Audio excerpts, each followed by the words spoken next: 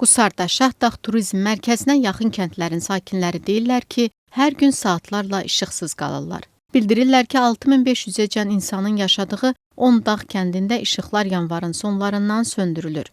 Martda nəsə bir yarış keçilir deyir bizim Şahdağında. Bu yıllarda bəzətmə işləri gedir, ona görə söndürürlər. Ayın 23-dən belə işıq yox, söndürürlər ta axşam saat 6-ya qədər. Birinci məktəbdən başlayır hələ problemi. Uşaqlar olan soyuq bir məktəbdir səhərcə. Burada qış vaxtı yox, burada soyuq olur. Burada Şahdağdır. İndi kombi sistemidir, odunum yoxdur. Mən nə etməliyim? Belə də olmur axı. Bu qazanmalıdır cəmaət. Bir sualtı işi görür, bir qaynaq işi görüb pulun qazanırlar da. İndi işıq sönüb ta 6-ya qədər altdan sonra heç nə eləyə bilmir, heç bir iş görə bilmir. Martın 4-dən 8-nə kimi Şahdağ Turizm Mərkəzində xizək alpinizm üzrə Avropa çempionatı və Dünya Kuboku yarışları keçiriləcək. Azərişıq bildirir ki, Qusarda elektrik naqilləri yenilənir, ona görə də işıqlar söndürülür. Qusarda bir neçə istiqamətdə yenidən qurma işləri gedir. Onunla əlaqədar elektrik enerjisinin verilməsində planlı açılmalar olur. İşlər başa çatandan sonra sakinlər daha keyfiyyətli və dayanıqlı elektrik enerjisi ilə təmin olunacaq. Yəni müvəqqəti açılmalar sırf yenidən qurma işləri ilə bağlıdır. O da hər gün yox, bəzi saatlarda olur. Çünki xəttin və dayaqların yenisi ilə əvəz olunması zamanı istər-istəməz fasilələr yaranır. Vahid Aydınoğlu bildirir ki, işlərin fevralın 20-sində yekunlaşması planlaşdırılır.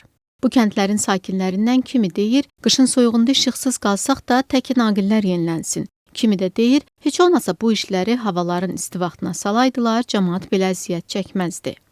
Real Partiyasının sədri Natiq Cəfərli düşünür ki, hökumətin işi düzgün planlaşdırmamasından yenə də əhali əziyyət çəkir. Bu məsələn mən əminəm ki, iyul-avqust aylarında olsaydı bəlkə də bu qədər də belə deyək, etiraza və yaxud da bu qədər də narazılığa səbəb olmazdı. Bu da hökumətin planlaşdırmada olduğu problemlərin bir daha üzə çıxarır. Yəni istənilən halda beynəlxalq tədbirlər də bir gün içində həll olunmur. Ən azından bir neçə ay bundan qabaqcadan, bəlkə də bir il bundan qabaqda bilinirdi ki, belə bir tədbir keçiriləcək. Zamanlama xətasıdır, planlaşdırma xətasıdır, maliyyə planlaşdırması xətasıdır çox güman və bunun da əziyyətini çox təəssüf ki, həmişəki kimi əhali çəkir.